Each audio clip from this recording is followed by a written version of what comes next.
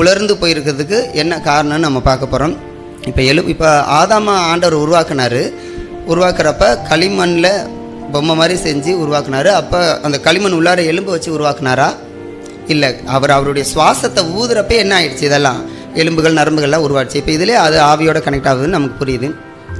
இந்த இடத்துல எலும்புகள் உலர்ந்து போனது இஸ்ரேல் ஜனங்கள் பார்க்குறோம். எலும்புகள் உலர்றதுக்கு என்ன காரணம் அப்படின்னு ஒரு வசனத்தை நம்ம படிக்கலாம். சங்கீதம் 31:10. என் பிராணன் சஞ்சனத்தினாலும் என் வருஷங்கள் தவிப்பினாலும் கழிந்து போயிற்று. என் அக்கிரமத்தினாலே என் பலன் குறைந்து என் எலும்புகள் உலர்ந்து போயிற்று. எலும்பு எதனால் உலர்ந்து போயிடுச்சுன்னா அக்கிரமத்தினாலே. நாம் மேலும் மேலும் தேவனுக்கு விரோதமான அக்கிரமத்தை பாவத்தை மீறுதலை நாம் செய்யும்போது என்ன பண்ணுது, நம்ம எலும்பு உலர்ந்து போகுது. எலும்பு உலர்ந்து போயிட்டால் இப்போ சொல்லுவாங்களே உடம்புல தெம்பு இல்லை, எலும்பில் சத்து இல்லை அப்படின்னு சொல்கிறதுனா ஏன்னா எலும்புலேருந்து தான் என்ன உருவாகுது, ரத்தம் உருவாகி நம்ம உடம்புல ரத்தம் உருவாகிற இடம் எலும்பு தான், எலும்பு மஜ்ஜை. அந்த எலும்பு உலர்ந்து போயிடுச்சுன்னா எழுந்து கூட நம்மளால் நிற்க முடியாது. ஆவிக்குரிய ஜீவியத்தில் நம்ம எலும்புகள் உலர்ந்து போன நிலையில் இருந்தால் கர்த்தருக்காக நம்ம எதையுமே செய்ய முடியாது. கர்த்தருக்காக எதுவுமே செய்ய முடியாதபடிக்கு உலர வைக்கிறது எதுனா அக்கிரமம். நம்ம பலவீனத்தோட ஆவிக்குரிய ஜீவியத்தில் வெற்றிகரமான ஒரு வாழ்க்கை வாழ முடியும்னா நம்ம ஆராய்ந்து பார்க்க வேண்டும். என்ன அக்கிரமம் என்னத்தில் இருக்குது, என்னோடய எலும்பு உலர்ந்து போய் ஆண்டவருக்காக நான் எழுந்து நிற்க முடியாதபடிக்கு பலன் இல்லாமல் எலும்பு உலர்ந்து போகிறதுக்கு என்ன காரணம் நம்ம ஆராய்ந்து பார்க்குறப்ப ஆவியானவர் தெளிவாக நம்முடைய அக்கிரமத்தை உணர்த்துவார். என்ன அக்கிரமத்தை செய்கிறோம் அப்படின்ட்டு அந்த அக்கிரமத்தை உணர்த்தும் போது நம்ம என்ன செய்ய வேண்டும், அதை அறிக்கையிட்டு விட்டுவிட வேண்டும். அப்பொழுது தேவன் நம்மை அவருடைய வசனத்தினால நம்மளை புஷ்டியாக்குறார், நம்மளை புதுப்பிப்பார். ஒரு வசனத்தை படிக்கலாம். யோபு 20:11. அவன் எலும்புகள் அவனுடைய வாழ வயதின் பாவங்களினால் நிறைந்திருந்தது, அவனோட கூட மண்ணிலே படுத்துக்கொள்ளும். நம்முடைய பாவம் அறிக்கையிட்டு விட்டுவிடப்படாத பாவங்கள் எல்லாம் என்ன பண்ணுமா, எலும்புகளோட இருக்குமா. மரணம் வரைக்கும் நம்ம மறித்தாலும் அந்த சரீரத்தில் எலும்புக்குள்ளார என்ன இருக்குமா, பாவம் இருக்கும். அதனால் தேவனுக்காக நம்ம எலும்பி பிரகாசிக்க முடியாதபடி இருக்கிற அந்த எலும்புக்குள்ளே இருக்க பாவங்களை நம்ம என்ன பண்ணணும், இந்த பாவம் எலும்புக்குள்ளே எப்போ வரும்னா எப்போ வேணாலும் வரும். போன தடவை கூட பாஸ்டர் சொன்னார், நம்ம சுத்திகரிக்கிறது ஒரு நாளைக்கு எத்தனை தடவை சுத்திகரிக்கணுமா, அடிக்கடி அனுதினமும் அடிக்கடி தொடர்ந்து ஒரு நாளைக்கு பல தடவை நம்ம சுத்திகரித்து கொண்டே இருக்கணும்.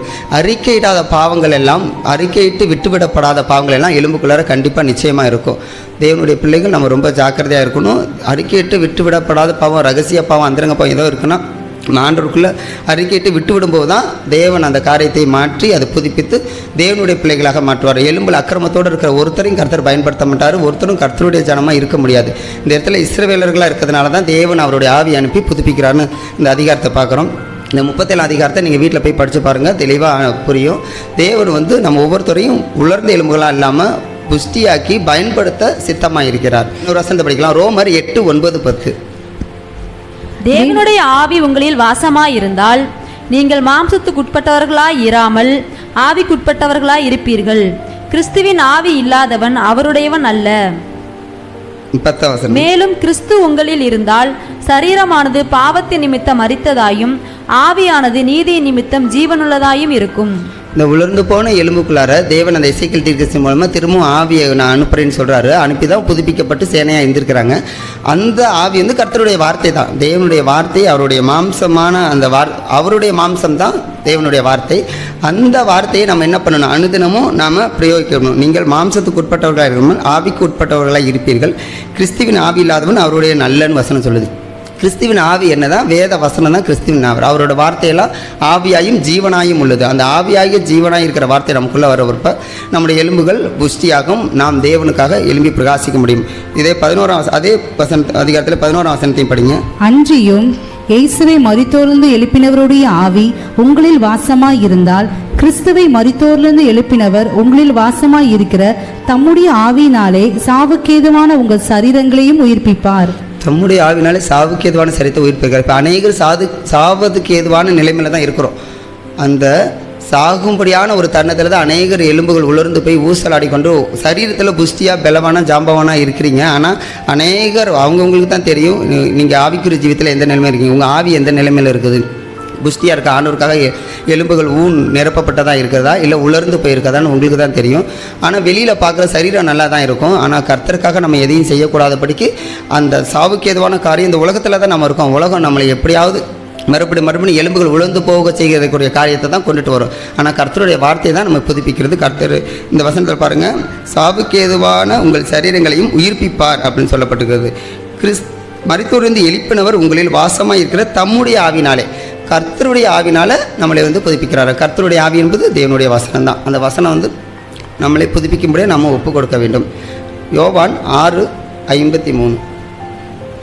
யோவான் சுவிசேஷம் 6ஆம் அதிகாரம் 53. அதற்கு இயேசு அவர்களை நோக்கி, நீங்கள் மனுஷகுமாரனுடைய மாம்சத்தை புசியாமலும் அவருடைய இரத்தத்தை பானம் பண்ணாமலும் இருந்தால் உங்களுக்குள்ளே ஜீவன் இல்லை என்று மெய்யாகவே மெய்யாகவே உங்களுக்கு சொல்லுகிறேன். நம்ம அவர் இரத்தத்தை பானம் பண்ணாமலும் மாம்சத்தை முன்னாமலும் இருந்தால் ஜீவன் இல்லையா? தேவன் நம்ம இந்த வசனத்தில் பார்க்குறோம். 53 வசனத்தில் பாருங்கள், இரத்தத்தை பானம் பண்ணாமலும் இருந்தால். இப்போ நம்ம திருவிருந்து 2வது ஞாயிறு நம்ம என்ன பண்ணோம்? திருவிருந்து எடுக்கிறோம். அது திருவிருந்து எடுக்கிறது என்ன அர்த்தம்? அந்த இயேசு ரத்தமாக மாம்சத்தை நம்ம சாப்பிட்றீங்கன்னு அர்த்தமா? நான் அனுதினமும் வேத வசனத்தை படித்து நான் அது மூலமாக கர்த்தருடைய மாம்சத்தை ரத்தத்தை புசிக்கிறேங்கிற அதுக்கு ஒரு அடையாளமாக தான் அதை நம்ம எடுக்கிறோம். அப்படிப்பட்ட காரியம் நமக்குள்ளே இல்லைன்னா கண்டிப்பாக நிச்சயமாக நம்முடைய ஆவி எலும்பு புதுப்பிக்கப்படாமல் இருக்கும். 63 வசனம். அதே ஆவியே உயிர்ப்பிக்கிறது, மாம்சமானது ஒன்றுக்கும் உதவாது. நான் உங்களுக்கு சொல்லுகிற வசனங்கள் ஆவியாயும் ஜீவனாயும் இருக்கிறது. தேவனுடைய வசனம் ஆவியாயும் ஜீவனமாயும் இருக்கிறது. அந்த ஆவி என்ன பண்ணுறதா? ஆவி உயிர்ப்பிக்கிறது. மாம்சம் பலவீனமாக இருக்கும், ஆனால் ஆவி உயிர்ப்பு. கர்த்தருடைய ஆவி நமக்குள்ளே எழும்பும் போது தான் நம்ம பிரகாசிக்கப்பட முடியும். ஒரு வசனத்தை படிக்கலாம். நீதிமொழிகள் 17:22. மன மகிழ்ச்சி நல்ல ஔஷதம், முறிந்த ஆவியோ எலும்புகளை உலர பண்ணும். இந்த இடத்துல பார்க்குறோம், முறிந்த ஆவியோ எலும்புகளை உலர பண்ணும். அப்போ நம்ம எலும்பு உலர்றதுக்கு முறிந்த ஆவி ஒரு காரணமாக இருக்கும். முறிந்த ஆவினா கர்த்தருடைய ஆவியோடு கர்த்தருடைய ஆவி நம்ம பெற்றுக்கொள்ளாமல் இருக்கிறப்ப கண்டிப்பாக நம்முடைய ஆவி முறியும். கர்த்தருடைய ஆவி நம்ம வேத வசனம் மூலம் அனுதினமும் நம்ம பெற்றுக்கொள்ள வேண்டும். தேவனுடைய வசனத்தை அனுதினமும் நம்ம வாசிக்க வேண்டும். இது வேத வசனம் லோகோஸ்ன்னு சொல்லுவாங்க, அது எழுதப்பட்ட வார்த்தை. அதிலிருந்து பேசப்பட்ட வார்த்தையை ரேமாவை நம்ம பெற்றுக்கொள்ளணும். ரேமாங்கிறது பேசப்பட்ட வார்த்தை. இந்த எழுதப்பட்ட வார்த்தையிலேருந்து அனுதினமும் பேசப்பட்ட வார்த்தையை நம்ம பெற்றுக்கொள்ளணும். இன்றைக்கி நான் படிக்கிற அதிகாரத்திலேருந்து வசனத்திலேருந்து ஆண்டவர் என்கிட்ட என்ன பேசினார் அப்படின்ட்டு அனுதினமும் இந்த பேசப்பட்ட வார்த்தையை பெற்றுக்கொள்கிறவருக்குள்ளாக தான் எலும்புக்குள்ளே ஜீவன் இருக்கும். அந்த ஆவி ஒவ்வொருக்குள்ளாரையும் வரும். இல்லைனா என்றைக்கோ படிச்சுட்டு வேதத்தையே படிக்காமல் இருக்கிறவங்களுக்காக அவங்களால இப்போ எதுவும் ஆண்டவருக்காக செய்ய முடியாது. அவங்க ரத்தம் புதுப்பிக்கப்படாமல் இருக்கும். அவங்க எலும்பு கண்டிப்பாக உலர்ந்து போகும். அனுதினமும் நம் தேவனுடைய வார்த்தையால் புதுப்பிக்கப்பட்டு கொண்டே இருக்க வேண்டும். நம்முடைய ஆவி முறியாதபடிக்கு நாம் பார்த்து கொள்ள வேண்டும். அதே நீதிமொழிகளை 15:13 படிக்கலாம்.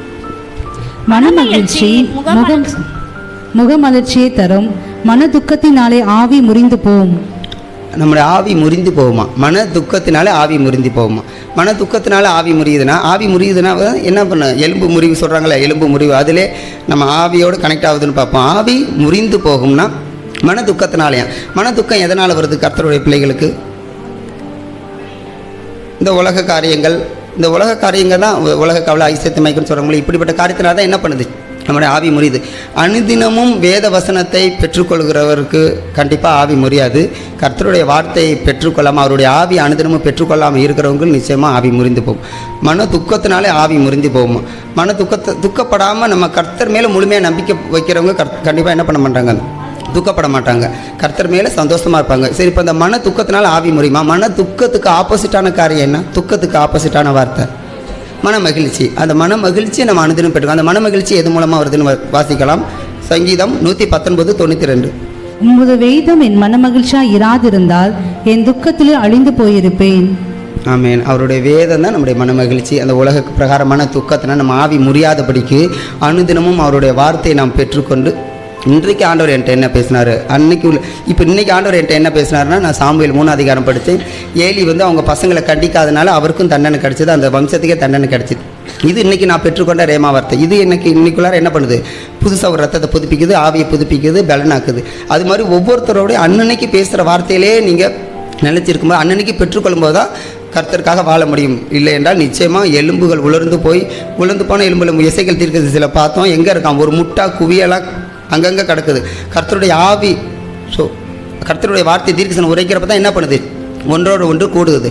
அது மாதிரி கர்த்தருக்காக பிரயோஜனப்படாமல் தான் நம்ம இருப்போம். ரொம்ப ரொம்ப ஜாக்கிரதையாக இருப்போம். அனுதினமும் தேவனுடைய வார்த்தையை பெற்றுக்கொள்கிறோமா என்று. நீதிமொழிகள் 15:30. கண்களின் ஒளி இருதயத்தை பூரிப்பாக்கும், நற்செய்தி எலும்புகளை புஷ்டியாக்கும். ஆமென். நற்செய்தி எலும்புகளை புஷ்டியாக்குமா? நற்செய்தி இதுதான், வேத வசனம் தான். நம்ம அனுதினமும் பெற்றுக்கொள்கிற வார்த்தை தான் நற்செய்தி. அந்த நற்செய்தி நம்முடைய எலும்புகளை புஷ்டியாக்கும். நம்ம எலும்புகளை புஷ்டியாக்கி கர்த்தருக்காக நம்ம என்ன பண்ணுவோம்? தேவனுக்காக நம்ம எலும்பி பிரகாசிக்கப்படும்படிக்கு அந்த நற்செய்தி நம்மளை பயன்படுத்தும். இந்த நற்செய்திக்கு ஆப்போசிட்டான வார்த்தை துர்ச்செய்தி. துர்ச்செய்தி இந்த உலகம் முழுசு எங்கேருந்து வேணாலும் வரும். அதான் அது துர்ச்செய்தியாக நமக்கு தெரியாது, அதுதான் நல்ல காரியமாக தெரியும். மனுஷனுக்கு செம்மையாக தோன்றுகிற வழி உண்டு, அதன் முடிவாக சஞ்சலம். மனுஷனுக்கு இந்த உலகத்தில் வர்றதெல்லாம் நற்செய்தியாக தெரியும், ஆனால் அதெல்லாம் கர்த்தருடைய வார்த்தையின்படி துர்ச்செய்தி தான். நற்செய்தி கர்த்தருடைய வசனத்தின் மூலமாக தான் வரும், அதை நம்ம அனுதினமும் பெற்றுக்கொள்ள வேண்டும். புலிகள் 3:8 படிச்சிடலாம். அது உன் நாபிக்கு ஆரோக்கியமும் உன் எலும்புகளுக்கு ஊனும் ஆகும். அது நாபிக்கு ஆரோக்கியம். நாபினா சரீரம், எலும்புகளுக்கு எலும்பு ஆவியை குறிக்குது. எது அதுங்கிறது இந்த இடத்துல கர்த்தருடைய போதகம், கட்டளை, கிருபை, சத்தியம் இதை குறிக்கிறதா.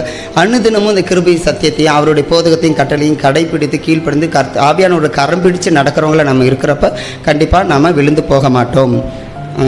ஏசாயா 58:11. கர்த்தர் நித்தமும் உன்னை நடத்தி மகா வறட்சியான காலங்களில் உன் ஆத்மாவை திருப்தியாக்கி உன் எலும்புகளை நினமுள்ளதாக்குவார். நீ நீர்ப்பாய்ச்சலான தோட்டத்தைப் போலவும் வற்றாத நீரூற்றை போலவும் இருப்பாய். ஆமென்.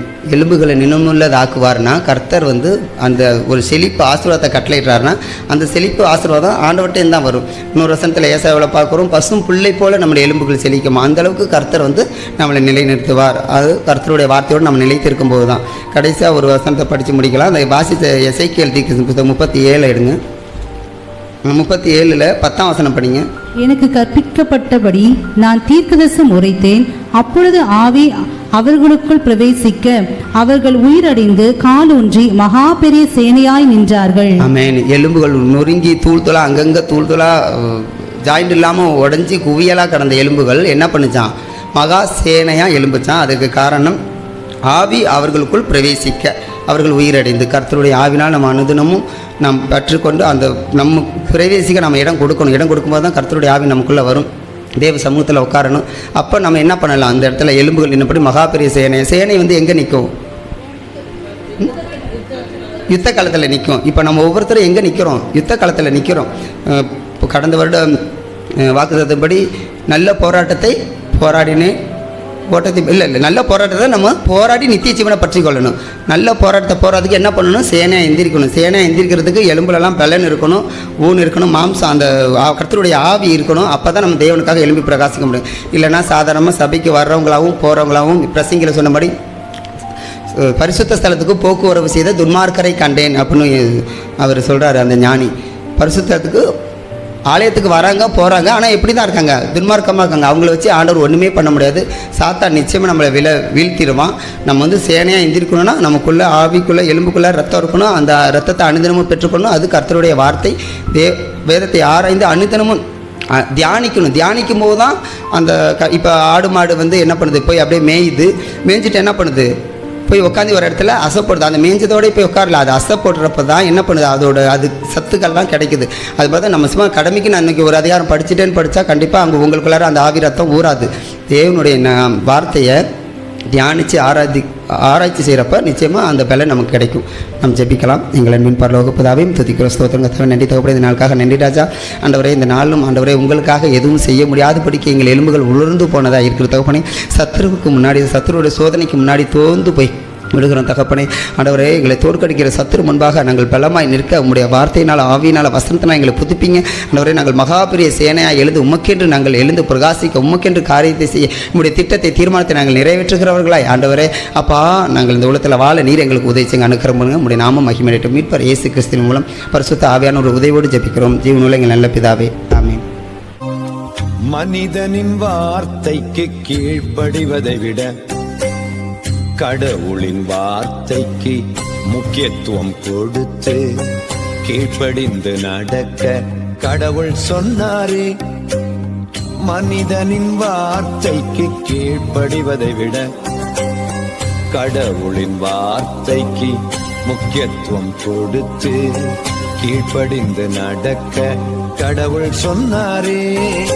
திருச்சபை போதகர் சொல்லி தந்ததை மறைநூல் வாசித்து ஆராய்வோம். திருச்சபை போதகர் சொல்லி தந்ததை மறைநூல் வாசித்து ஆராய்வோம். உண்மையை உணர்வோம், அறிந்ததும் திருந்துவோம். உண்மை ஒரு நாள் ஜெயிப்பது நிச்சயம். உண்மை ஒரு நாள் ஜெயிப்பது நிச்சயம்.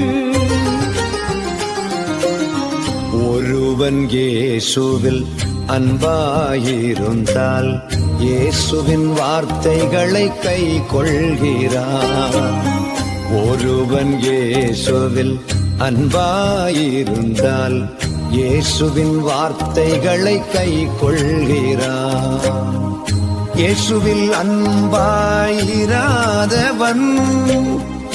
இயேசுவின் போதனையை புறக்கணிக்கின்றான். உயிருள்ள வார்த்தைகளை புறக்கணிக்கின்றான். ஒருவன் இயேசுவில் அன்பாயிருந்தால் இயேசுவின் வார்த்தைகளை கை கொள்கிறான்.